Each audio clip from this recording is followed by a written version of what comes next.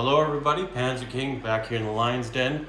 Welcome back to Operation Winter Solace and our 1941 summary. Yes, 1941 is over and the Americans, thankfully, are not in the war yet.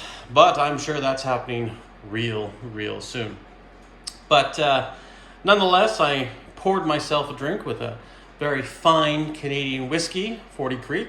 Some of you people might know about it. It's very smooth, very good. Highly recommend it if you guys are a whiskey drinker. But I'm also doing it to propose a toast and prayer if you're a religious person. I'm not, but to a subscriber of mine who's not doing too well, and that would be Panzer J. Patton. I've been following his situation, and he's been going through kidney dialysis, and long story short, he needs a new kidney. And I was curious about it because I know he's in the States, I'm in Canada. I probably would be a healthy candidate for him if I was a match.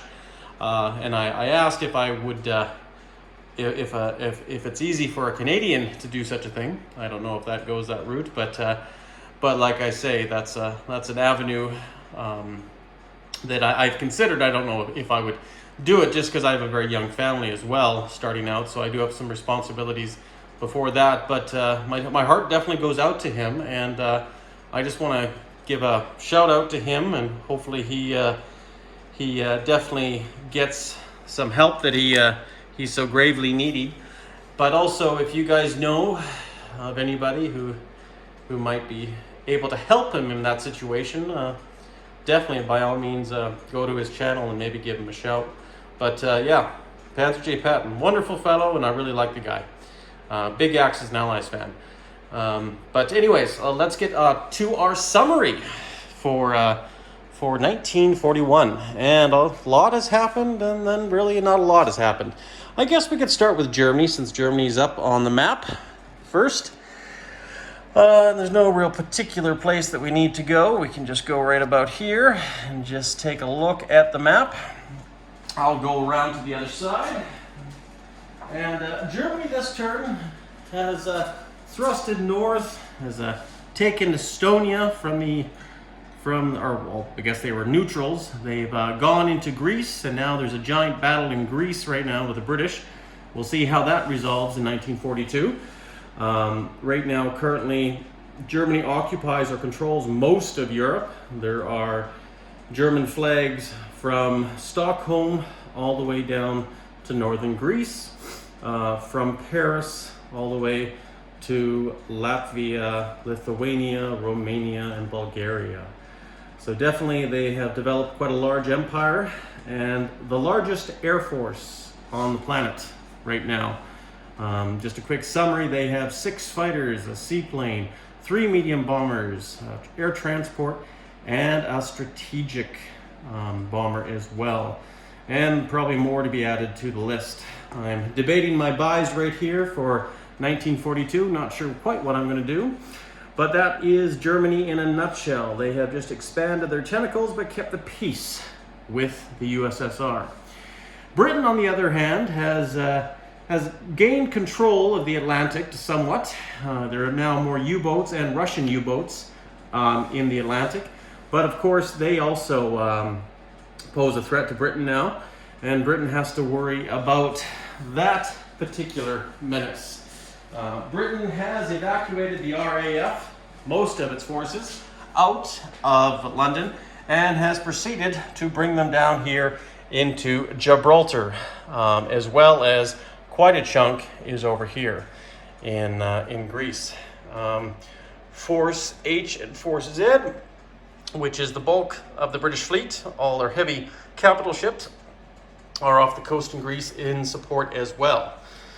The Italian fleet is in home port, but have been receiving lend-lease, oddly enough, from the Russians. And talking to the Russian ambassador, the reason why is because I might as well support the Italians because they're probably going to be attacking my common foe, the British.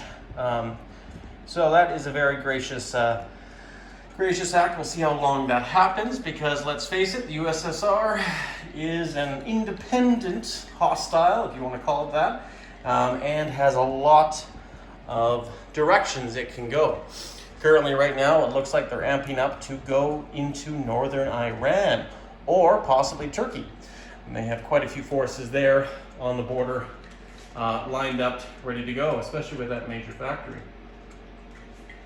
So, in 1942, we could see an incursion going into that particular area. We'll have to wait and see. The Free French have gobbled up all of Africa.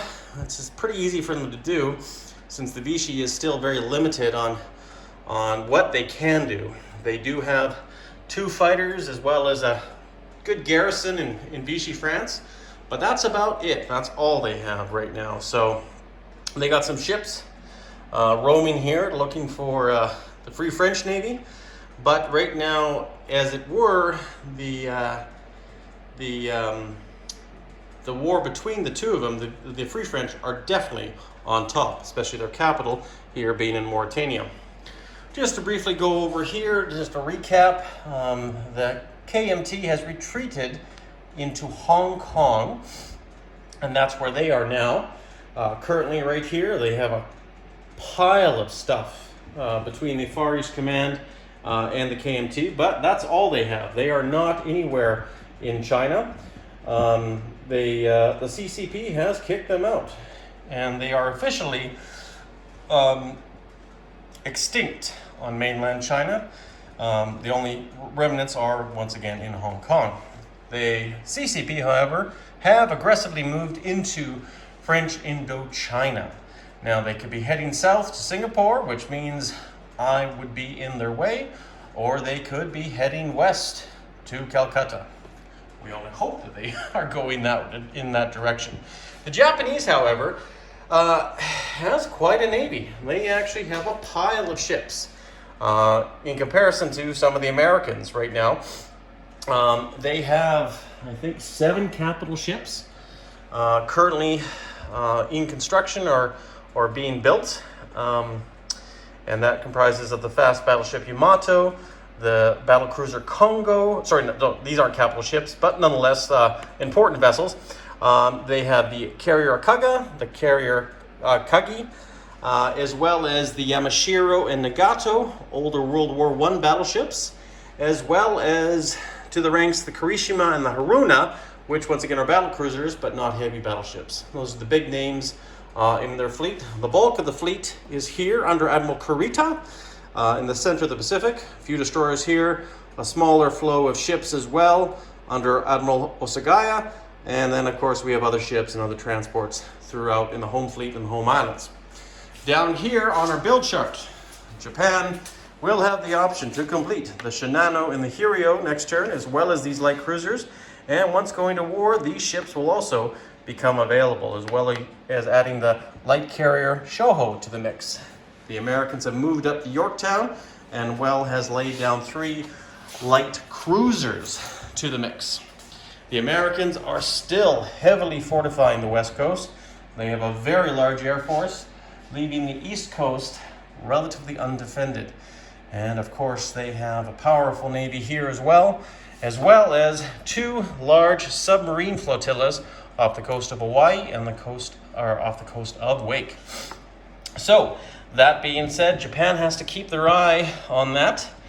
The 2 big players in the Pacific are the Japanese and the Americans, and we should see some major naval combats in the turns and years to follow. So, that'll be exciting for you viewers to take a peek at. The puppet state of Manchukuo is relatively silent. We have a non-aggression pact with the USSR and the CCP, and hopefully we can keep that as long as possible, because we are not ready for war with them. We are looking at a bigger foe, the Americans. So we'll see how that happens and progresses.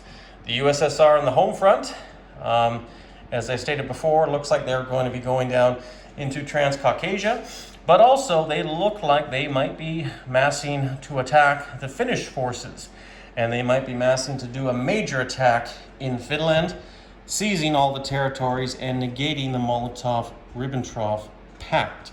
And if that happens, obviously Germany will be getting less money, and the tensions between the Germans and the Russians will be even harder, because Scandinavia could be a constant war zone or a proxy war system up here, as well as the Eastern Front. We might see a giant arms race to defend our borders. We can still do small attacks, we could still do major attacks, but we both know we have possible enemies throughout the world on the Allies side, right?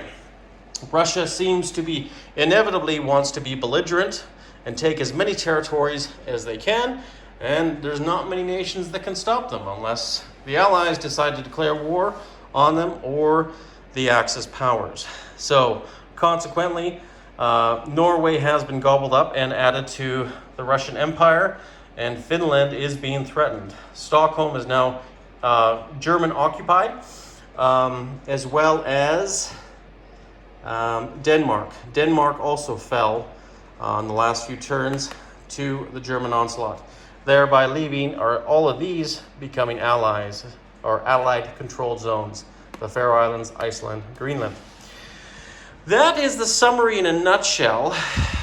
We haven't really gone over too much else as far as some of the neutral nations, except we've just added the units as the years go by, as they prepare for war.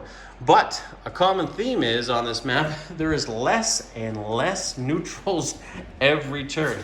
The most peaceful place is down here in lovely Argentina and Brazil and South America as a whole. We will have a chance to roll for South America, and the Germans might do it next turn. This turn we'll see, to see if they can influence the Argentinians to joining the Axis cause. So that should be fun and exciting as well. But overall, guys, this is Panzer King.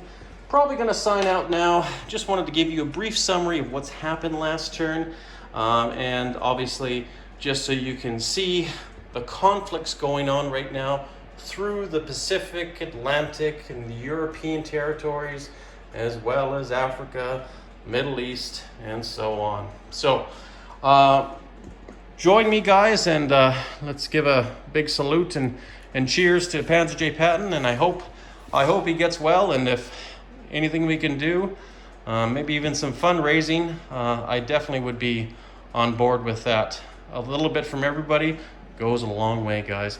Anyways, take care, stay classy, and don't forget, guys, make sure you find your way over to Panzer J. Patton's channel. Check it out, and see if you can support him any way, shape, or form. Talk to you later, guys.